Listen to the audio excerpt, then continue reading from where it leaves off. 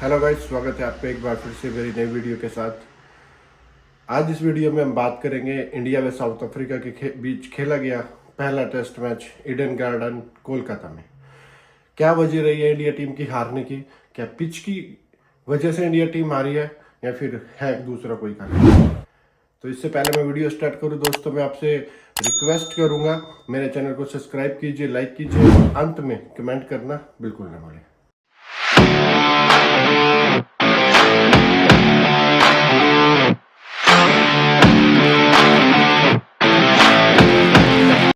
तो दोस्तों स्टार्ट करते हैं वीडियो।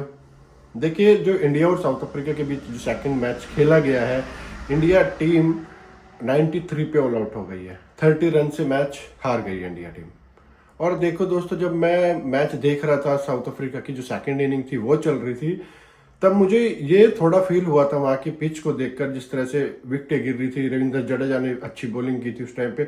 मुझे ऐसा लग रहा था कि अगर साउथ अफ्रीका ने 110 या 115 रन बना दिए ना, तो इंडिया का जीतना मुश्किल हो जाएगा। क्योंकि नंबर एक बात, एक विकेट तो हमारा पहले ही डाउन था। शुभमन गिल अनफिट हो गए हैं, उनकी नेक में थोड़ा प्रॉब्लम हुआ है, उस वजह से वो फर्स्ट इनिंग में भी शायद मेरे को लगता है 2-4 बॉल ही खेली है उसने, और सेकंड इनिंग में तो चले ही गए थे। तो मेरे को दोस्तों ये लग रहा था कि जो वो 20-30 रन का जो फर्क रहेगा ना, वो शुभमन गिल के जाने से वो बहुत बड़ा मैटर करेगा। और दूसरी बात, जब जिस पिच पर यशस्वी जायसवाल, केएल राहुल जैसा प्लेयर, जो कि पूरा बिल्कुल धीरे धीरे आराम से पारी को आगे बढ़ाता है, बिल्कुल हर एक बॉल को धीरे धीरे रोक के खेलना, मारने वाली बॉल को भी वो अक्सर छोड़ देते हैं, उस जैसा प्लेयर भी अगर वहां 0 रन या 1 रन बना के जा रहा है ना, तो दोस्तों तुम सोच लो उस पिच का क्या हाल होगा। बट पिच, अगर हम पिच की बात करें तो पिच तो साउथ अफ्रीका के साथ भी सेम ही रही है, इंडिया के साथ भी सेम ही रही है। पिच पे भी बात करेंगे, पर जो मेन वजह है हारने की वो देखते हैं पहले हम। देखिए दोस्तों, पहली जो इनिंग थी इंडिया टीम की, उसमें भी इंडिया टीम ने कुछ इतने अच्छे रन बनाए नहीं है। सिर्फ 30 रन की लीड थी, सिर्फ ओनली 30 रन की, और उन 30 रन से इंडिया हारी है। और मैं सबसे ज्यादा अप्रिशिएट करना चाहूंगा टेम्बा को। टेम्बा ने अपनी, देखिए आप उनकी सेकंड इनिंग उठा के देखिए, टेम्बा की एक तरफ विकेटों की झड़ी लगी हुई थी और टेम्बा अकेला एक एंड संभाले खड़ा हुआ था। जैसे भी रन बनाए, कितनी भी hard condition I, but Temba ने अपनी जो उनकी जो खेलने का जो तरीका था, रन लेने का जो तरीका था, वो बिल्कुल नहीं छोड़ा। एक तरफ से विकेटें गिरती रही हालांकि, बट टेम्बा ने एक छोर को बिल्कुल मजबूती से पकड़ के रखा है और नाबाद गए हैं सेकंड इनिंग में। अब देखिए, मैं नाबाद सेकंड इनिंग में गए इसलिए बोल रहा हूं क्योंकि लंच के बाद जब इंडिया टीम खेलने आई थी, तो जो अक्षर पटेल था, अक्षर पटेल अच्छा ठीक ठाक खेल रहा था, और उसके दूसरे एंड पे था बुमराह। और उस टाइम पे शायद, मुझे जहां तक मैं गलत नहीं हूं, तो 32-33 रन के आसपास, शायद 30 या 32 रन ही चाहिए थी। उसी ओवर में चौका भी मारा, छक्का भी मारा। ओके, उसके बाद अक्षर पटेल को पता था कि इसके बाद सिर्फ सिराज है, मतलब टैलेंटर है कुछ। जब जब बैट्समैन इतनी अच्छा परफॉर्म नहीं कर पा रहे इस पिच पे, तो टैलेंटर का तो कोई सवाल ही पैदा नहीं होता। लेकिन जो वो चार्ज करना चाहता था अक्षर पटेल, वो अगर वो थोड़ा बुमराह के पहले जो जुरेल आउट हुआ है, जुरेल से पहले अगर वो शायद कुछ करता, तो शायद मैं मानता हूं कि शायद इंडिया टीम में मैच जीत सकती थी। क्योंकि आपको जब ये लगता है ना कि आपके पास टैलेंटर है, या तो फिर लास्ट हो कि भाई बस सिराज है, इसके बाद कुछ नहीं, आप मारो, कोई बात नहीं, मारने के चक्कर में आउट है, आपको पता है एक विकेट और है, 1-2 बॉल वो रोक सकता है, आपको वहां से थोड़ा संयम बरतना चाहिए था। विकेट को धीरे धीरे धीरे धीरे स्कोर को और पास लेके जाना चाहिए था। एक वजह मेरे हिसाब से तो ये रही है, अक्षर पटेल को अगर चार्ज करना था तो पहले करता। अगर रणनीति थी गौतम गंभीर की कि एक बंदा चार्ज करेगा, तो उस एक बंदे को पूरी तरह से बोल देना चाहिए कि तुम्हें सिर्फ चार्ज करना है, जाके कोई रोकना नहीं, कोई कुछ करना नहीं, लाइक ऋषभ पंत।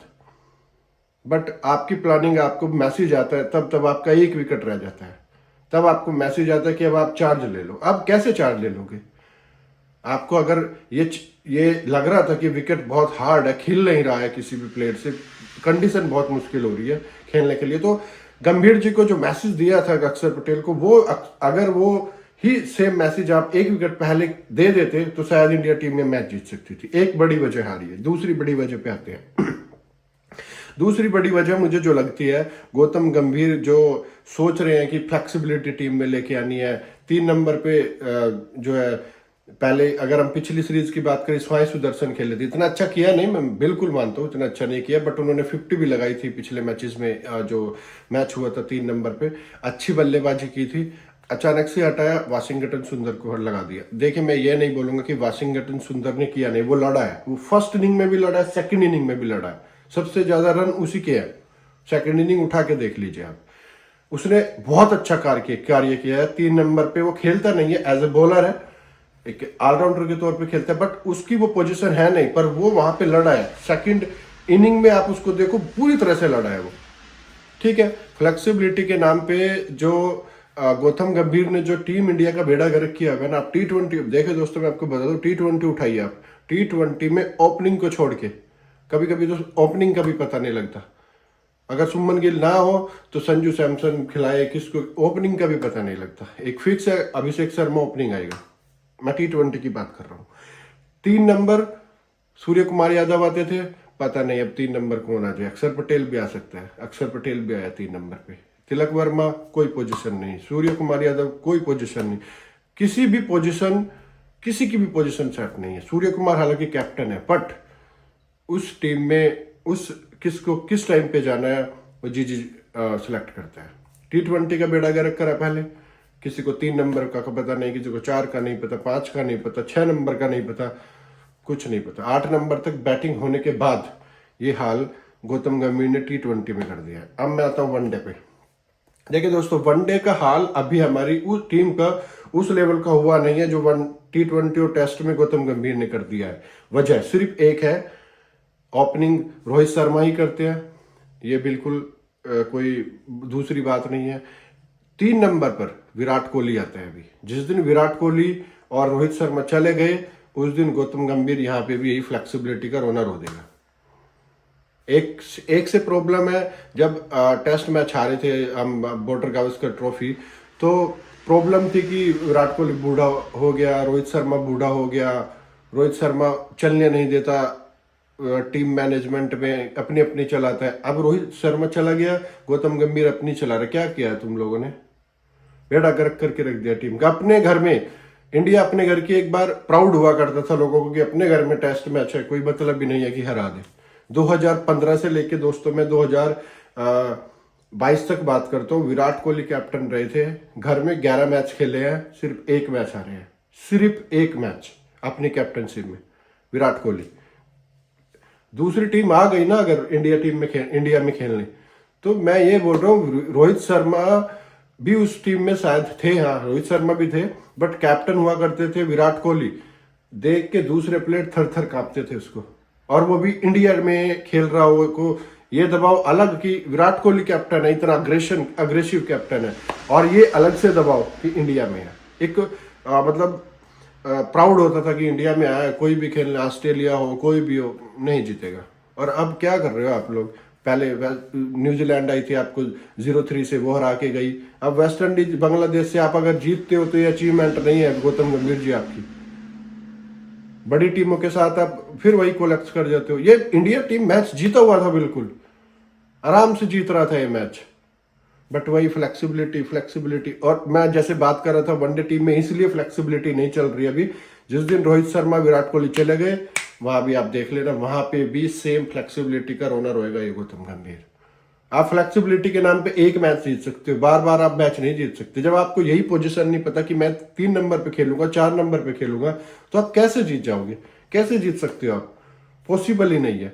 और प्लेयर, जितने भी प्लेयर्स खेल रहे हैं, वो क्यों नहीं, वो बोलते ही नहीं है उन्हें चाहे 3 पे खिलाए 4 पे, क्योंकि उनकी जॉब है। अगर उन्होंने बोला कि नहीं मैं तो 3 पे खेलूंगा, खिलाना खिलाओ, अगले मैच में बाहर, उनको तो मजबूरी बन चुकी है। बट सीधा सी बात है, गौतम गंभीर ने ना लगा दिए घोड़े, लगा दिए इंडिया टीम के। वनडे हो, T20 हो, चाहे टेस्ट हो, वनडे में थोड़ा बहुत बचा हुआ है, जिस दिन वो दोनों चले गए घोड़े लगा देगा बिल्कुल। पता नहीं किस तरह की, मतलब समझ ही नहीं आता। आप देख लो उठा के जितने भी मैचेस है, कोई 3 नंबर पे कोई खेलता है, कभी कोई खेलता है। और दोस्तों मैं आपको एक बात बताऊं, 2011 का वर्ल्ड कप का शायद एक क्लिप है मेरे पास, मैं आपको दिखाऊंगा जरूर।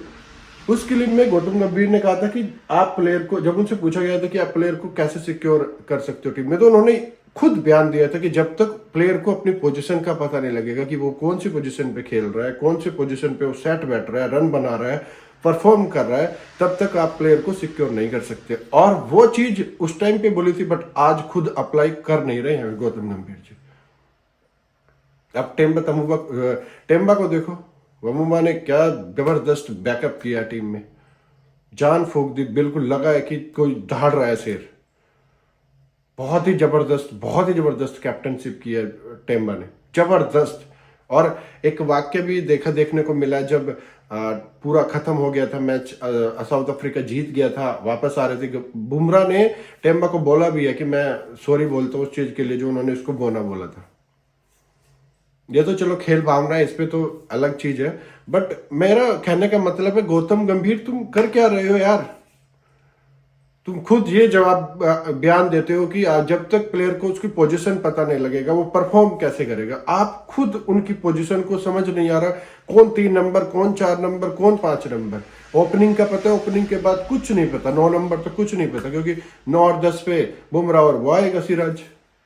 किसी को कोई कुछ नहीं पता कहाँ खिलाना है, किसको खिलाना है। एक फैक्टर मैंने जो तुम्हें अक्षर पटेल का बताया वो, और एक फैक्टर जो मेरी नजर में है हारने का, वो है शुभमन गिल। अगर शायद शुभमन गिल खेलते तो वो ये जो 30 रन का जो गैप हुआ है ना, इसको कंप्लीट कर लेते वो, ये बात है। यहां से इंडिया टीम जीत सकती थी, बट अब आपके पास रन भी इतने नहीं है, आपके पास एक खिलाड़ी नहीं है, चलो मान लेते, क्या आपके पास इतनी भी काबिलियत नहीं है कि आप 123 रन को चेज कर सको? इतना बड़ा टारगेट तो नहीं था। अब पिच की बात करें तो पिच उनके लिए भी सेम थी, हमारे लिए भी सेम थी, और गौतम गंभीर ने कॉन्फ्रेंस में आके सीधा बोल दिया कि पिच खराब थी। उनके लिए क्या अलग से बना हुआ था क्या ट्रफ? और पिच बनाने वाले कौन है? पिच, अब आप किसको, एक बात बताइए, आप किसको जिम्मेदारी दोगे इसकी? गौतम गंभीर को, या पिच बनाने वाले को, या पिच को जिसने बनवाया है उसको? किसको दोगे आप? या जो है बंगाल क्रिकेट बोर्ड को दो? पिच ऐसी बनाई है, तुम्हारे कहने से बनाई होगी उन्होंने पिच, पूछा जरूर होगा, मैनेजमेंट से जरूर पूछा जाता है। अब पिच को दोष देना और अपनी गलतियां छुपाना ये कोई बात नहीं है, तो मूर्खता वाला बात है। जब आप जिस पिच को आप दोष दे रहे हो वो पिच आप लोगों ने बनवाई हो खुद, और उसी पिच को आप खुद अपने आप दोष दो, आप ही खुद पिल जाओ उस पर, और उसी को बोलो कि ये तो खराब है, ये तो खराब है, तो इससे बड़ी मूर्खता तो कुछ होगी नहीं शायद। अब क्या होगा, सेकंड मैच आएगा, सेकंड मैच में साइड दर्शन को खिला देंगे, वाशिंगटन को नीचे भेज देंगे, यही चल रहा है। तो ये ऐसी चीजें तो मुझे लगता है इंडिया टीम पाकिस्तान से भी बदतर हो चुकी है। जैसे पाकिस्तान की टीम थी, अपने घर में पिल जाती थी, हर बार कोई आए पेल के चला जाता था, वो अब इंडिया का हाल हो रहा है। वो तो फिर भी सुधर गए, बट गंभीर जी ने इतना बुरा हाल कर दिया टीम का, क्या ही बोले यार किसी को बस। और उसकी माननी पड़ती है उसकी, मानेंगे नहीं तो भाई अगले मैच में बाहर। दोस्तों अपनी राय जरूर दीजिएगा कमेंट में, शेयर कीजिएगा, लाइक कीजिएगा, सब्सक्राइब कीजिएगा। आज के लिए इतना ही, धन्यवाद।